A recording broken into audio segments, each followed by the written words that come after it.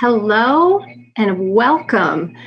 This is a wonderful afternoon to have Dr. Faber with us to talk about COVID and happiness. For just a moment, we're going to dip over to my partner, Stacy Edom, and she's going to talk a little bit about the fact that we're an essential service and what are the measures we're taking for you to come in safely to our clinic. Hi, Stacy. I'm Elisa, by the way, Elisa Saunders. Hi, Elisa. Hi, everybody. Welcome. So thankful that you could be here today.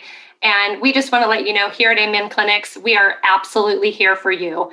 And we are, like my partner said, we are an essential service, and we have implemented multiple safety measures for you, your family, and for everyone that works at Amen Clinics. So please come in. You are welcomed. There is air conditioning for us California people, and we cannot wait to see you all. So again, we are here for you, and we are so thankful you're with us this afternoon. Thank you, Stacy. And next, I'd love to hear from our assistant clinical director, Chelsea. Hi, Chelsea. Hi, Lisa. Thank you. Welcome, everybody. We're so pleased that you could join us for today's talk.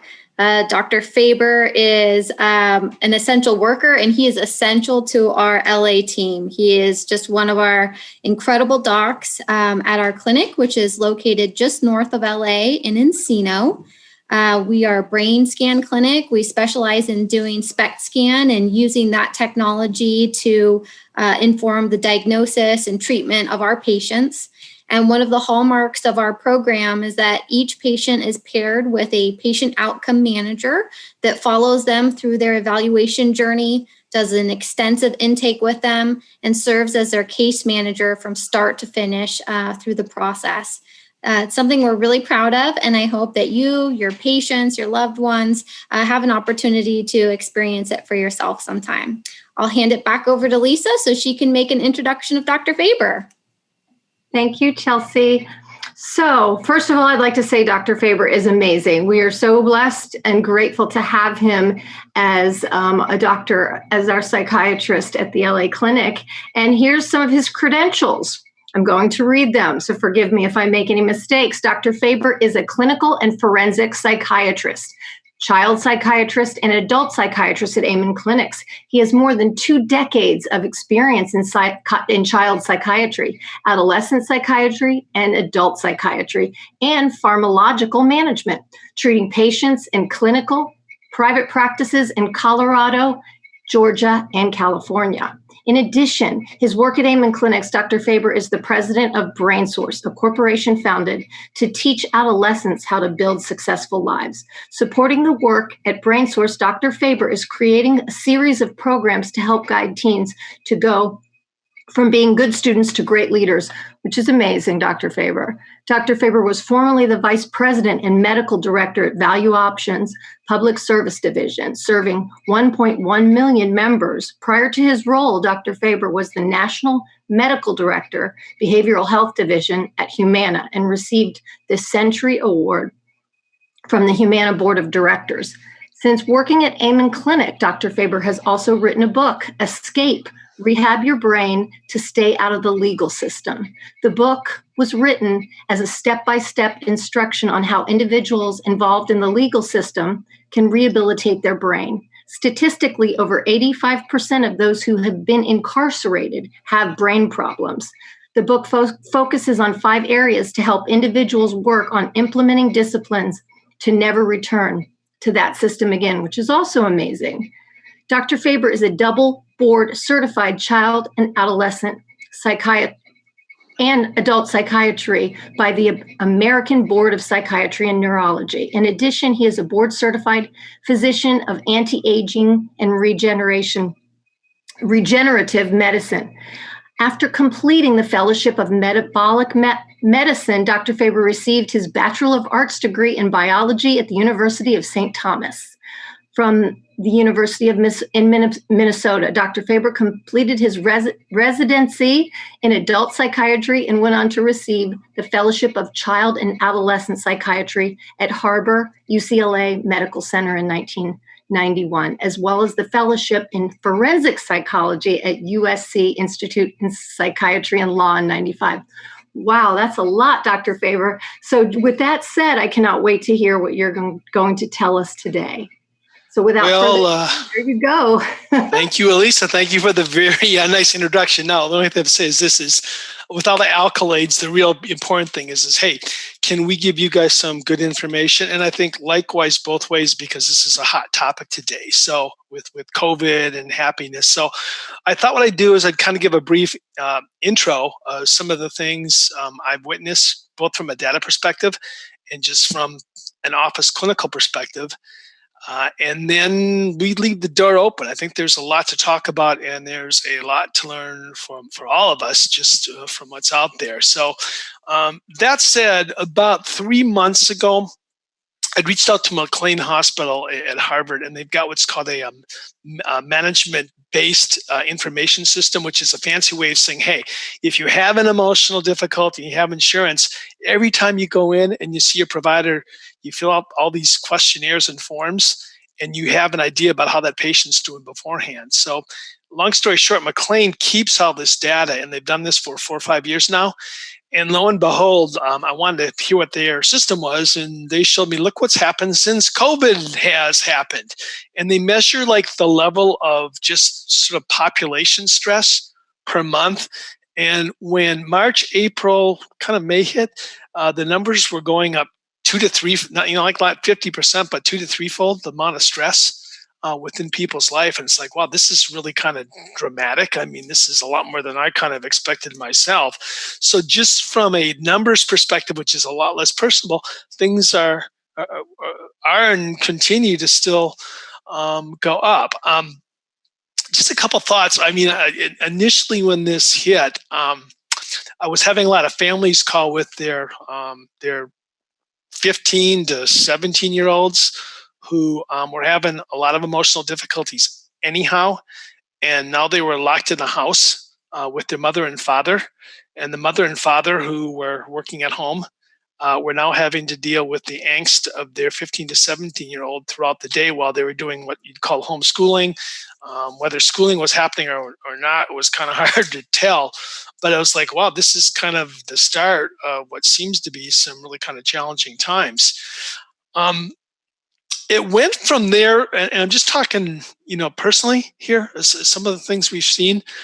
I've had very, very well-known, successful people who have been out on tour, kind of doing their music thing, doing really well, and loving it. You're around people, you're getting cheers and accolades, and you just be yourself, and you have fun. And then COVID hits, and when COVID hits, okay, no problem. We're going to start writing some songs, and we're going to start writing some books. And these people started writing songs and writing books that lasted for about a month. And then all of a sudden, boom, what am I going to do now? And all of a sudden, the anxiety, the nervousness, the worry started, the depression started. It's like, where the heck is all this coming from? And what am I supposed to do with this? And I don't feel this stuff. This is really kind of strange. What do you do during the daytime? And this is not just this person. This is a lot of people. Well, what do people do? They might read a little bit in the morning, and then what do? You turn on the TV. What a lot of people watch on TV. They might watch their favorite show, but I'm telling you, at least from my experience, a lot of people will go to one of the headline news stations, and you can pick either side. And all of a sudden, you can start developing your own, what I would call self-righteousness, indignation, self-blame, or other blame, which, okay, it's one way to be, but does it really kind of solve problems? And we can talk about some of the literature about poise and how to stay calm when things get stressful, because it really kind of applies, I think, to right now. So there's that piece. And then it's like the suicide piece. I've not seen anything like this in my life. I've been on the phone this week with 2-3 people, and they don't have money, they don't have insurance. The families call me, they're worried that their son, their daughter's going to hurt themselves. And so, you start at like 6:30 a.m. and you start making phone calls, making emails till 7 o'clock, 8 o'clock at night, just to make sure people aren't going to hurt themselves. And it's scary. It's not like just 1 or 2 people. It's like I can probably count, maybe right now, 5 to 10 people that we're actively reaching out to on a daily and sometimes weekly basis to make sure that they are safe. Now, part of me says, well, maybe it's just me. Thanks for the all the accolades, Elisa, but maybe I'm just not that great of a doctor after all. I mean, we all have our pluses and our minuses, but I really don't think it's just me. I think it's for everyone. And I talk to my friends, and you talk to people on the streets, and it's kind of amazing on all the things that are happening. So that said, I said, you know what? It's time to kind of do some deeper digging and looking at what some of the experts are saying. So Daniel Kahneman, who I'm not sure if anyone's heard of Daniel. He's an amazingly bright person. He had initially done a lot of work on decision making. He's a psychologist and kind of got into how people get biased in making their decisions. And he had this sort of offshoot where he got into happiness and what really makes people happy, what makes them feel good about themselves. And it's really fascinating. I think it's very applicable to what's going on right now in our culture and in our country. Daniel breaks happiness into two particular parts. There's sort of what we call our experiencing self, and that's kind of being happy in the moment. So, we're with our family, we're at a Christmas party, you might be out at a party, you might be doing things at a party, but you're happy, you're joyful, you're doing your thing, you're at a concert, you're happy, you're smiling, you're at a movie, you're happy, you're smiling. But it's just those instances that you're content. Okay, and they're really important. And if you look at most people's happiness, that's where they get it. And the interesting Kahneman makes a point of it's most people are happy just by being around other people. You don't even have to be talking to people. You walk through a park, you see a mother and son walking their little puppy dog. You go shopping and you can sit and have a quick salad while you watch people walk up and down the streets. You could go, just walk down in where I'm living. There's a bunch of restaurants that have actually opened up outside, and there's people out there all the time. And you go there and you just feel happy afterwards. It's crazy. Just being around people, that instantaneous moment makes you feel happy. Okay, so there's that piece of it. And then second with that is this intertwining of the remembering self. The remembering self is the part of you that wants to really create a story about who you are. Now, some people are better at it than others. I'm kind of like, I put myself, I could kind of improve a few areas here. But we use that story as a template to look at all our happy moments to see if, hey, are we really doing things that are making us happy, or are we just kind of doing our own thing? So for example, if you're say going to be a principal, I'm making this up as I go here now, you're a principal of a big school, you want to be a big principal of a high school, but on Friday night for the last 3 months, you go out and get, for lack of better words, inebriated, and you have, guess what, fun. You enjoyed it. You laughed. You joked around. You let the stress off. Okay, then the next morning you wake up, time out. Okay, I had fun, but how does that little moment kind of equate with the story of who I am or who I want to become? Okay, now if what we're doing is, how would I put this, emotionally, coinciding with who we want to be, great. If it's not, then we get this sort of a disjoint, awkward moment where it's like, gosh, this isn't really like who I want to be. And so we get happiness by becoming and creating our own personal stories. Now, for a lot of people right now, they're not making any stories at all. A lot of people have lost work. A lot of people aren't knowing what they want to do.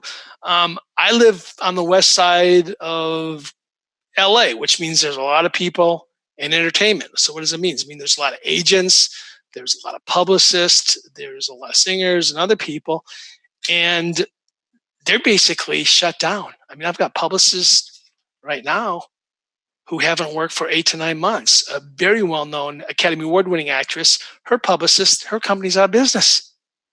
It's kind of crazy, okay? But this telling a story is being dissolved, okay?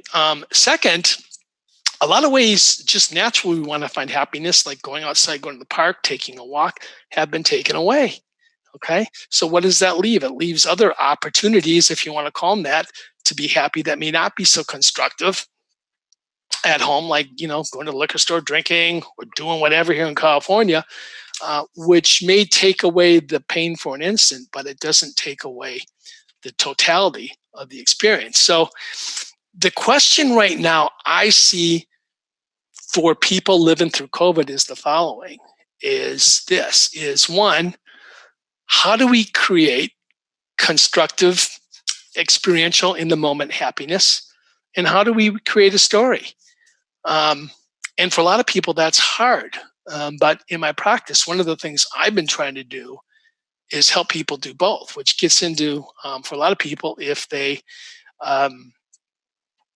only way they know how to have happiness is through drinking or drugs, and they've already got a substance abuse problem, we're going to have some challenges ahead. But as a therapist, doctor, you've got to start thinking about other ways to kind of create happiness in the moment for these individuals. And the others is try to help people get happiness from a perspective of creating your own personal story. Well, a lot of people right now, they don't know what their story is, or we see this quite a bit, when their story is going to begin again. When's things going to really open up, and when and if things will ever get normal again. So that said, I'll stop. There's a lot more I could talk about. I mean, we could talk about, hey, how do you create happiness moments that are constructive? How do you create stories for our patients? But let's just see what we got, and I'll try to reach through some of the questions and see what we got here, because I think some of the things I'm saying, and I may be wrong, we're going to see this accentuated for the next 45 minutes. So, okay, we've got Gail from Ohio. Thank you, Gail. Her comment and question is this: our suicide rate in Ohio was already high, but since COVID, it has gone up threefold. Okay, so here we go, another state with the highest increase in the 12 to 18-year-olds. Our Morgan Columbus had to double its size last month because with the COVID patients, it was already stressed, but they got 30 suicides come through the doors in one day. It's so sad, and we feel very helpless. Okay, so what do we do? Okay, and what can we do to try to help out these people? Because I think this is something we're going to see more of, and it's not talked about much on the news, at least from my perspective, as I think it could be. But these are the realities of when you take people in lockdown. What are the subsequent effects? Maybe we're stopping, the disease, but what else are we creating because of that?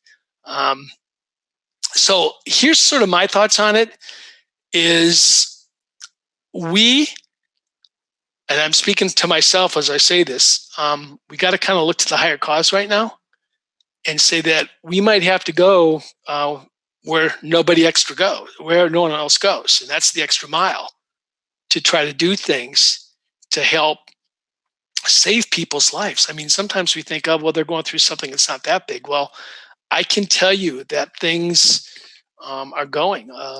Chelsea and I, we had a sad case at the clinic where someone had called. I hadn't even seen them yet, and the parents were concerned about their child hurting themselves.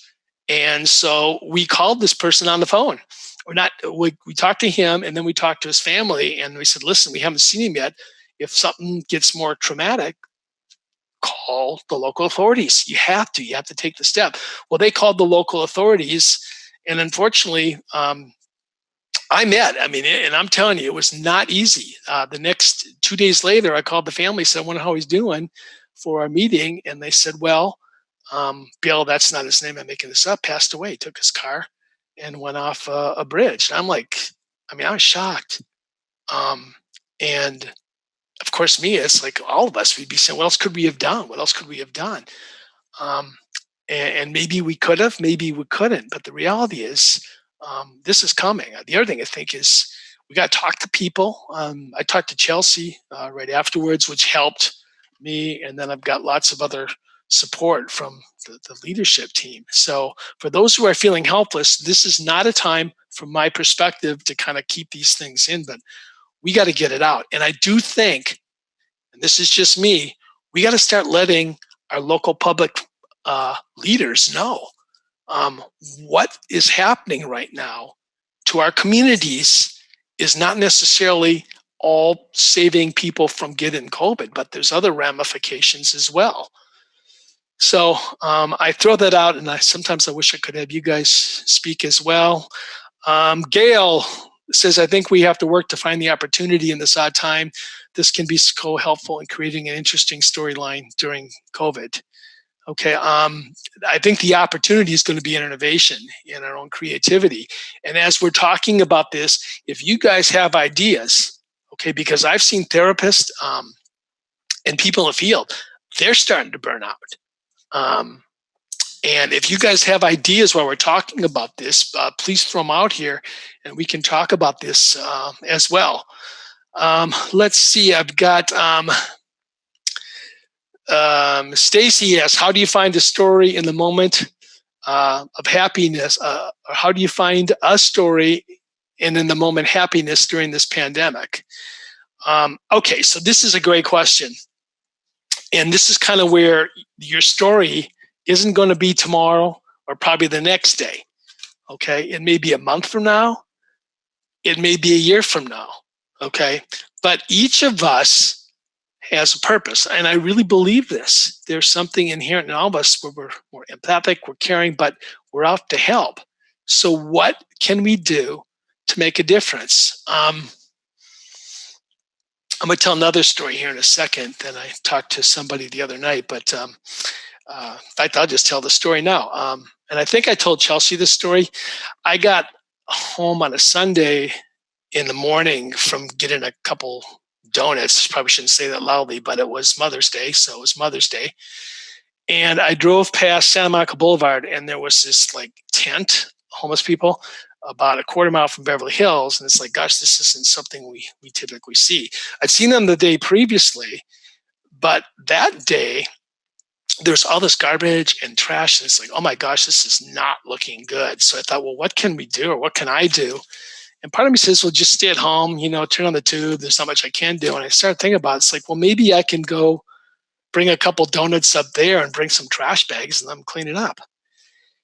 And so I said, okay, let's do it. Now, I'll be honest, that wasn't the most, it was a pretty scary time. I mean, so we start going up there and I'm looking for knives, and guns. And I said, well, who, by the way, owns the tent? And some lady came over and said, this is my tent. And I said, oh, hi, my name's Jay. I live in the neighborhood. I'm trying to be like kind of the golly gee shucks nice person, at least initially, until I get a sense where she's coming from. And I said, I just want to wish you happy Mother's Day. Here's some coffee and some donuts. I brought you some trash bags up, thought if you wanted to clean up. And then as soon as I said clean up, I was hit with a barrage of mother effing this and blank blank that. You don't know what's going on here. I'm not cleaning up this mother blah blah blah. How do you ever come down here, you mother blah blah blah? And I say, well, what happened? And she says, my MFing boyfriend left me this morning. He took all my money. He took my bike. I have nothing. I don't know what I'm going to do. And she's talking and screaming. And here's me. I get my wallet, open it up, take $40 out. And I say, here, I want you to have this. And I expected to get hit with another barrage of feelings. I mean, I thought she's going to start using every F word and other 4-letter word you can imagine. And then all of a sudden the tears came. She was in utter tears, crying. I'm like, oh my gosh, this poor woman, she's living day by day. She didn't have nothing. So I gave her the cash. And I said, I got to meet her where she's at. Now I know she's talked. She's used her lingo. And I know where she's coming from. And it was like, I'm a nice guy, but I can be a tough guy too. And so I looked at her, I said, I'm going to tell you something right now. This is your MFing money. And if that blank head comes back here, you tell him to stay the F away from you, and you don't have GDS. This is your money, and I want you to spend it for you. And I said, I'm going to tell you one other thing. I said, I'm going to come back and check later on the day just to see how you're doing. And so I left, and it was emotional. I mean, I was when she was crying, I'm biting my lip, because it's like, this is proximity. This is the real deal. This is what's kind of going on out there. I drove by about 3 hours later. I was going to stop in, and I thought, I don't know. But when I drove by, guess what? All the trash bags had been used. All the garbage was picked up. And it was all against the side of a building. And I'm like, oh my gosh. I go, you know what? all of these people, at least some of them, they just want someone to know they care. It took me 10 minutes, and it took me probably 25 cents to get 3 garbage bags. I mean, come on. It's not that hard. So when we're feeling helpless or hopeless, pick up a book, read something, inspire yourself, and then go do something. Don't tolerate this helplessness. We see the helplessness and the hopelessness and this blame that it's somebody else's fault. If you're feeling the blame, here's my encouragement. Do something concretely constructive. I got a foundation. Lisa knows about it. And 3 of the kids in their 20s. And through this, I just said, every time I feel like blaming, I'm going to do something. So on 2 different occasions, I set up a Zoom meeting, and I gave them each $400. I said, tell me what's going on, COVID. These are inner city kids. They know nothing. Again, you know what $400 means to them? I go, second, through all this craziness, if you remember the song "We Are the World," back in the 80s, for those of you who are old enough, was sung by a number of different well-known artists. And I said, you know what? I said, what if we did another "We Are the World"? Except we'll get the celebs singing with the inner city kids. I mean, that'd be kind of cool to me. And so I talked to somebody who said, it's a great idea. We should go make a new song. So lo and behold, I met somebody from New York, and 3 inner city African-American kids are writing a song as we speak. And we're going to let the kids in our foundation sing with them. And then we'll put it on the web. Okay. Now, maybe it won't go anywhere, but I'm going to tell you right now, for these kids, they're so excited. It's an opportunity. So think of the little things each day that you can do. I told a producer who I met with on Sunday this story. He says, you know what, Jay? And the producer he was one of the associate producers for The Voice. So he's a well-respected guy. He says, we just got to wake up every day. And what's one little thing I can do? What's one little thing I can do today that can make a difference? And if we can do just one little thing and add that up over a few months, you wait. You'll be creating, I guarantee you'll be creating some great stories. Okay, so that said, let's see what else we have here. To offset those horrible effects of the pandemic, social distancing, like increased suicidality, how to increase happiness when the normal avenues are not available to us. Okay, so we just gave some examples, all right? Now, here's another thing. This is like this whole momentary happiness, okay? Most people, this is my personal opinion, is, we be around people, that gives us happiness. A lot of people, at least in LA, at least part of the town I'm in, it's like you go and party. You drink, you do whatever, and it's like, be yourself for, 3 hours, and who cares? Well, that's not really constructive, and it's not feasible. So now we got to get really creative on how we create happiness. So what are other things you might consider doing? I mean, one is, at least here, is dancing. I mean, the beauty is you can go online and some of the people are smiling I'm looking at right now. You can go online. I can tell you, if you send me an email, I'll tell you where to go. If you want to dance and be taught by will.i.am's instructor, I can tell you where to go. And it'll cost you, someone just gave thumbs up, $136, not for a lesson, but for the whole year. And you'll have access to probably 120 lessons to some of the best in the world. Okay, maybe it's just role playing. Maybe you sit down with your family and you play out a scene from a movie. I was working on creating a workbook. One of the things we started doing is Googling. It's like Google, find me a movie on how to overcome loneliness. Okay, you're gonna get all sorts of movies. There's your Friday night that you could do. And then you're learning things to just be naturally.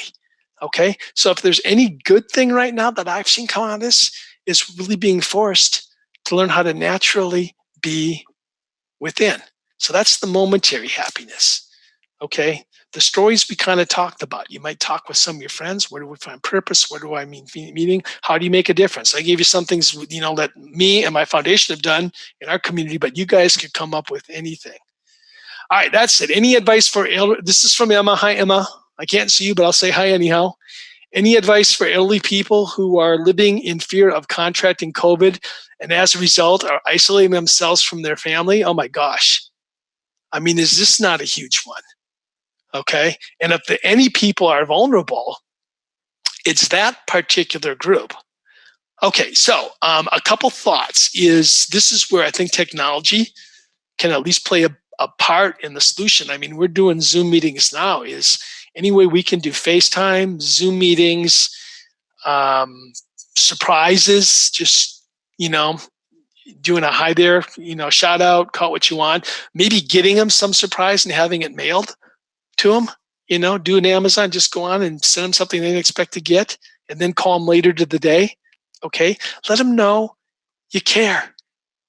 Okay. It really gets down to just finding out different ways to let them know you're there and it's genuine and it's real. And the more you can add a twist or a little surprise, which by the way, gets into this whole being happy in the moment, surprises, do it. So there's some of my thoughts there. Janie says, they say volunteering improves our happiness, ! Just what are you saying? Well, I would say at this point, if you can volunteer, yes, I would do it. I mean, anytime you can help somebody else out, do it. Anytime you can come creative up with yourself, go ahead and do it. I think it's huge. And by the way, volunteer for your patients. Go the extra mile and do things to try to help them. Chelsea and I have got a patient right now who's from another state, and we're trying to get him help. And the phone calls literally every morning. It's at 6:30. Is it hard? Yep. But are we creating a story? Absolutely. Are we going to stop? Nope. Why? Because at the end of the game, we want them to do well. We want them to have a great story to tell. Okay, so Gail, what are your thoughts about gratitude practices, mindset development?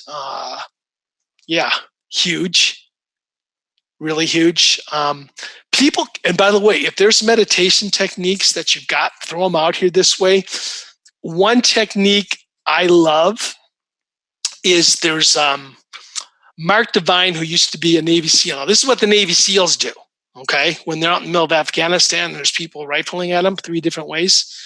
You can pretend like you're next to a pond. You jump in the pond, and you just pretend you're laying at the bottom of the pond, all right? And then you breathe in and out, just trying to pay attention to your breath. But then anytime you get other thoughts come in, it's like, how am I going to pay the bills? What am I going to do for lunch? Let me see, what would be for me today? How am I going to help these people find a place to stay? How am I going to answer 15 emails in the next 10 minutes? It's like you take all those while you're breathing in and out, and you just pretend it's a bubble. And you let that bubble go from the bottom of the pond, from your mouth, and where does it go? It goes all the way to the top of the pond. Pop. And that's the word one of my kids used yesterday. I said, when that bubble hits, he says, what happens? It pops. I go, that's a good word. So you let the bubbles pop. And so you let all this kind of stuff that's kind of bothering us is one way, okay? Julie Brown says 15 minutes of guided meditation, so the visualization piece, that's a good piece. Taji Fit is a moving meditation. I lead it on Zoom for free. Now, this is Jan Clark. So I'll spell this for you, TAIJIFIT, fit. Okay, so that would be something to do. I like Dr. Henry Cloud's book. Boy, Henry's a bright guy. The Law of Happiness on Specific Ideas on Increasing Happiness. I've not even seen that book. He says 10% is circumstances, 50% genetics, but 40% is our choices, behaviors, and attitudes. Okay. Just like we're talking about now. So Janie S. says, get Dr. Henry Cloud's book, The Law of Happiness. So there we go. Gail Frankel, hopefully you don't mind, Gail, for saying your first name, but you deserve recognition too. Square breathing has really helped some of my clients. So square breathing, I haven't used that. This is where I wish we had other people be able to talk and tell their stories, but I'm just going to shoot these out here. Let's see, we've got Julie Brown, restoring your connection to the divine. Okay, so the spirituality piece, huge, but also realizing how to manifest soul sync in specific, SOUL sync, SYNC. So soul sync, that might be something else to think of as well that you could particularly try, okay? So those are types of meditation. What about anyone recommend any relaxation? I could recommend some relaxation books, but if you've got some relaxation things that are out there, please throw them this way now. I'm going to shoot out your name and kind of publicize you and tell you what we've got as well. Gail Cicero says Yoga Nidra, Nidri or Nidra. You can find it on YouTube or virtual at local studios. Someone like Julie's idea on how she said to restore to the connection to the divine. Okay, so these are all, different ways to kind of, start to live in the experiencing happiness in the moment. And these are all natural. Okay, we're all talking about natural ways to feel good. Someone, Janie S. says, look out at the bird feeder and nature. Huge. Here we're taking a lot of hikes. I mean, even believe it in the inner city or LA, there's lots of places to go get hikes and hang out there. So, any of that can be really helpful just for wellness in general. There's really 8 areas, and some of this sounds so simple. Someone just put out Learned Optimism. Brittany Collins, thank you, Brittany. Learned Optimism. This is a book on wellness by Selig Seligman, which you can take a look at. But the 8 spheres of wellness, just think about these 8 areas for your patient, and you can just go down through each one and see if they're growing in these. So there's thinking, okay, and by the way, these will sound simple, but when you really start looking how frequently we do them, it can be kind of eye-opening. So are we doing something every day to expand our thinking, to grow, to learn? Feeling, we've talked about, are we doing things to feel more calm or grateful or comfortable despite all the things that are going on right now? Nutrition, oh my gosh, and physical exercise. Our gyms are closed here. All right. And if you're a gym nut, it's like, what in Lord's name are you going to do? And then diets, if you're stressed and you're at home working and not at the office, where's your next best friend? The refrigerator, or the freezer. Grab something sweet. So there's that aspect. Aesthetics. Okay. So nature, we talked about here. Are we doing something to be exposed to nature? Socially, how are we connecting to other people? Okay, and building secure attachments. Okay, and secure attachments is worth a whole hour in and of itself, if not longer. Spirituality. Okay, someone mentioned the divine before, but even having like a secure attachment with however we define our higher creator, if that's what we believe in. Which one is occupation? Okay, are we working right now? What if we're not? How do we find meaning? What can we do to get some work or look for work if we don't have a job? And then finally, finances. I mean, are we able to pay our bills? I mean, I'm telling you, there's a lot of people right now, they can't pay their bills. And it's scary, and I'll be honest, I've had to go out of my way just to help people out. And you feel better for doing it. I've got a place in Colorado, and it gets rented monthly. When COVID first hit, the people were hairstylists. Were hairstylists working? No. My realtor called up and says, well, what should we do? Should we just give them a discount? I said, no, they can stay for free. If they're not working, why do you want to charge them? I'm thankful I've saved money, for 3 months. They didn't pay a thing. When they started working again, then they can pay. It's like, welcome to America again. I think there's things we can do as a country, and this is just me, to make this place better, because we've got some good things. And if you've got something that's there, help people and give it back to them. So there's that. Let's see. What else do we have here? Dr. Amen says pumpkin seeds increase dopamine. Okay, so Halloween, all you have to do is go up to your local grocery store, and you're going to get lots of autumn goods for there. So go for that. Someone said I changed their diet. Well, I'm glad I helped change their diet. It's saving life. Fantastic. I'm glad to hear that. That's Elisa. Okay, thank you, Elisa. Lucy Farnborough says, what you can recommend for young people who are struggling to eliminate self-limiting beliefs and help them realize their true potential. Oh my gosh. Okay, so a couple thoughts for you on this one. One, you might check out, and Chelsea, feel free to chime in, or Elisa, is our Stomping the Ants worksheets. I'm not sure if we can get those offline or not, but our ants are, go ahead, Chelsea, I'm sorry. I'll find out if that's something that we can do an email blast for all the attendees. Yeah, so Chelsea will check. And then Chelsea, how could we let people know who are attending this, that might, how they could get the stomp in the ants? Well, when we're finished here, I think it'd be great if everyone could type in the message, your name, and where you come from, so that we can compile a list. If you have contact information, your email or phone number, we'd love to compile a list. Stephanie also has everybody that registered too. Right. So you mail out a thank you, and we will be able to mail out the ants as well if we can get Perfect. Okay, so there, we'll try to get you those. Another great book for our young teens to early adults called Roadmap by McAllister. It's how to discover your passions and pursue careers around them. Okay, and there's good news and bad news about the book, so you can tell your kids this, or your patients if they're teens. I shouldn't call them kids. Is one, the bad news, the book's 300 pages. The good news is half the book is pictures. So you're not reading that big, thick book, and it's all practical applications on how to discover things you really like and what to do. And why I'm doing this, Brittany Collins says, it takes all of us. I high five you, Brittany Collins. Boy, do we need to have teams now better than any time ever. Let's see, Tina Buck. This is for calming.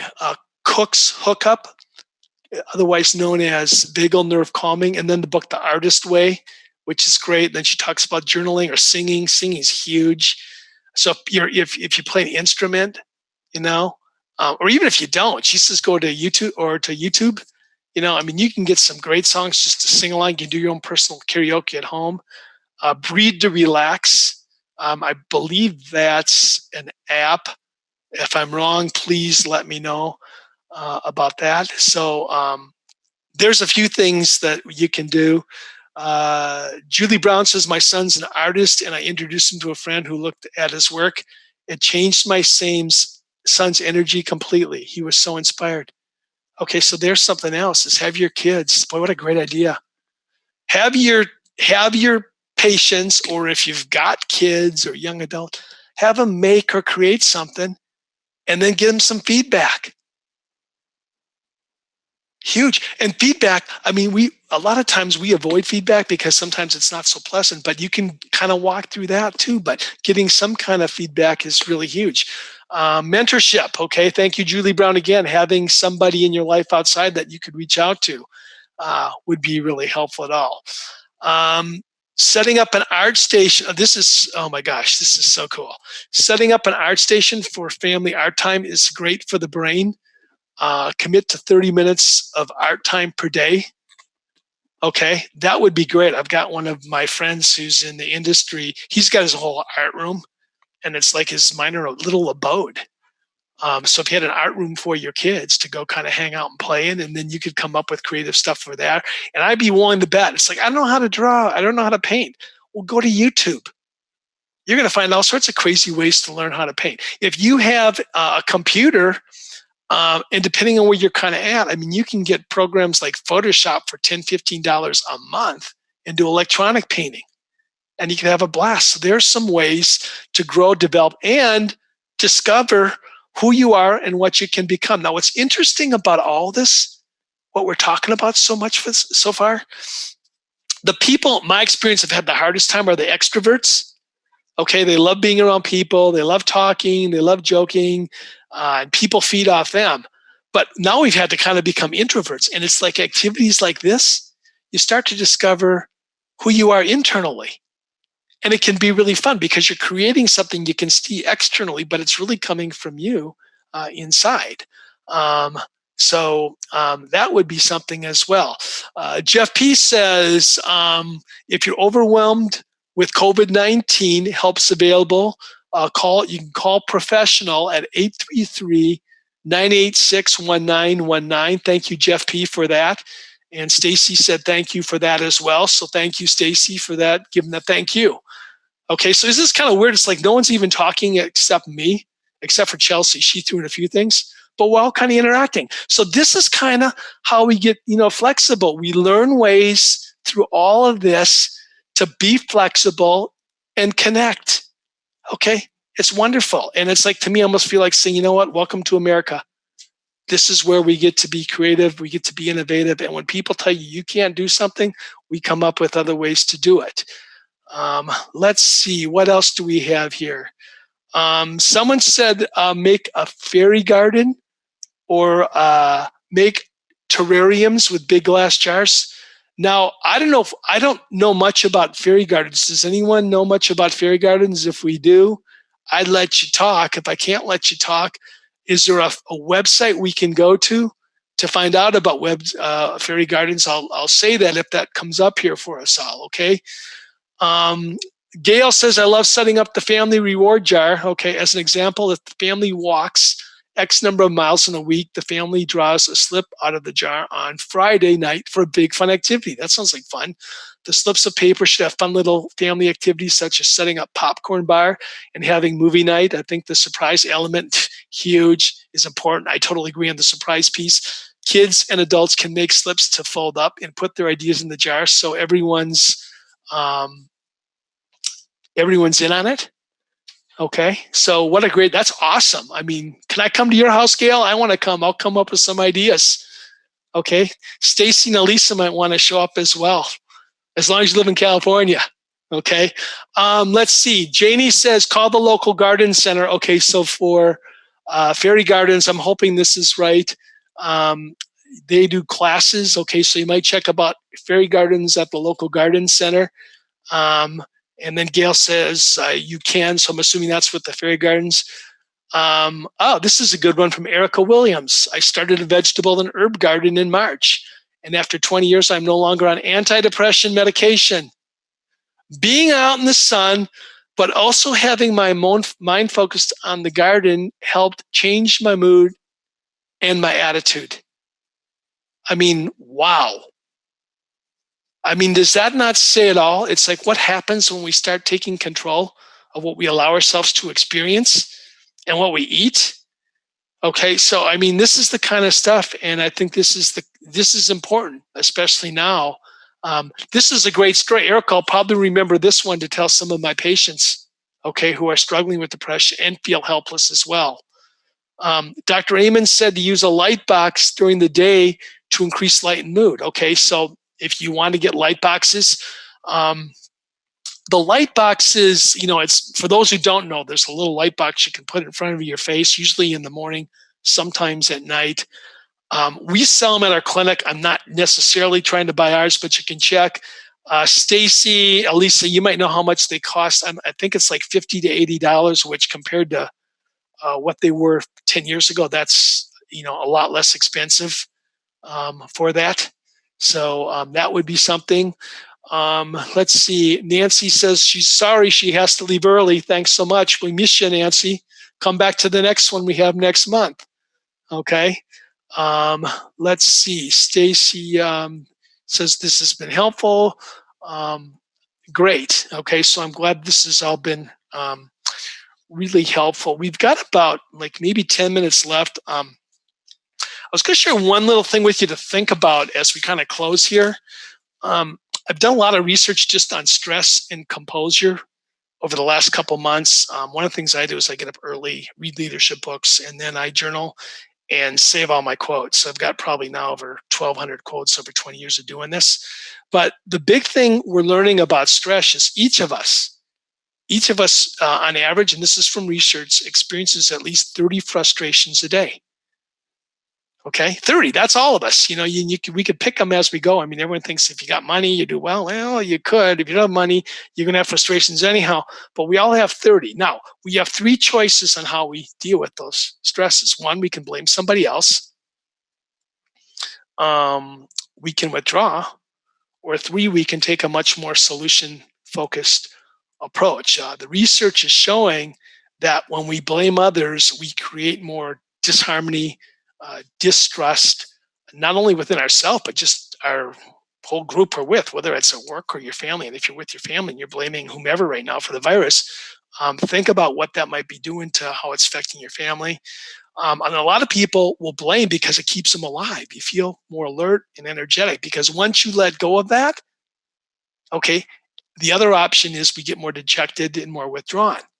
All right. And most people don't like that. The other option, and this, by the way, keeps us more alive, is we just come up with solutions. We just come up with ideas. We connect with people who get ideas. We talk to people who have ideas. We learn from each other. We grow from each other. And that all said, guess what we've been doing for the last 50 minutes?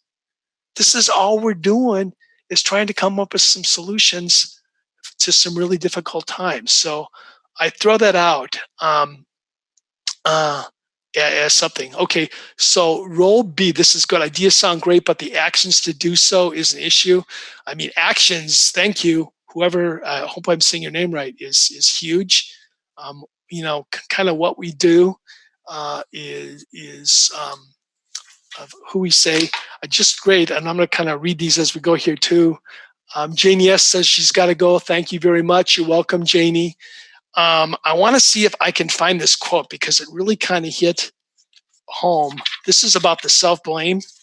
And I'm going to try to look really quick and I'll show you the book if I can find it. Sorry for doing this to you all by looking at a book. I don't like to do it. I'll just throw it out there because it's really a good quote. It really hit home. It's like,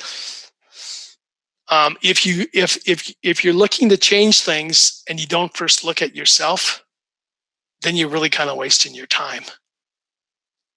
Okay, and so it's a nice way of saying is if you're going to blame someone, look at yourself first and make things happen. So back to kind of Roby's is start taking action and doing something. Ideas are great. And by the way, all we're doing is talking right now and coming up with ideas. And I don't know how this could happen, Elisa or Stacy, if it's even possible. The more you could send your ideas, or you're not your ideas, but the things you do after this, it would be really cool to hear the stories. And it kind of challenges me because when I say, guess what? Then I got to do it too. And I'm going to have to come up with something to do, maybe big, but maybe small, but that's okay, over the next 24 hours. So I'm going to throw that out there. Do something over the next 24 hours and stay in contact with Elisa and Stacy and Chelsea and us. And we can try to throw some more things out. We can build energy on this as well. So I throw that out as well. Now, we've got about probably 5 minutes left here. Does anyone have any specific questions that they would want answered? Since we've been doing a lot, is there anything specific? We're talking a lot, and there's been questions in here as well, but I'm throwing a lot of your guys' ideas out as we've talked about this too, because I think your ideas are just as important as mine or anybody else's. Just because you got a lot of credits doesn't mean you have a lot of great ideas, right? It's all in the results. As far as, and I think that would go for the whole leadership team here today. We'd say that as well. We like, the kumbaya and the hi, how are you? But we really want to see change in a good way, because that's what we're really all about. So let's see. It looks like people love it. That was awesome. Anyone not like it? If someone doesn't like it, you can let us know. I won't even say your name about that, because part of change is not knowing what was helpful as either. Because if we're not helping you, then we need to know what we can do differently next time. Rob had a good point. Well. He said action. These ideas are great, but action would be a wonderful. So follow up, like you said. Maybe a part 2 could come out of this, Dr. Faber. Yeah, I mean, if people want a part 2, that would be great. Maybe, I mean, this is just me thinking, and I don't know if it's possible, but if we could have, besides me saying what everyone else has said, is what if people could talk themselves? Let them be the stars too, and we could make this all kind of a bigger, hopefully happier family where we're all working together to make, our communities better places.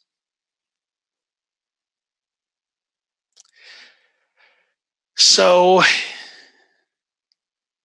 let's see, I'll give this a few more times. And it looks like there's not many more questions, not many more comments. Well, it's 1:55. I'm not sure if you guys want to keep talking. We can wait here a second, but I do want to say thank you. Thanks for letting me speak. Thanks for letting me speak for you. I'm glad you tolerated my voice for a total of 55 minutes.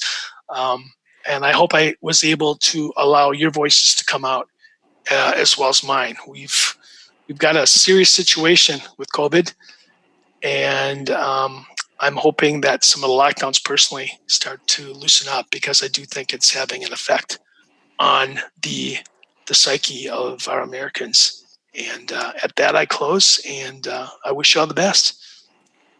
Thank you so much, Dr. Faber. This has been so enlightening, as always. Appreciate all of your recommendations, all the thoughtful answers that you gave to the questions. It's been wonderful.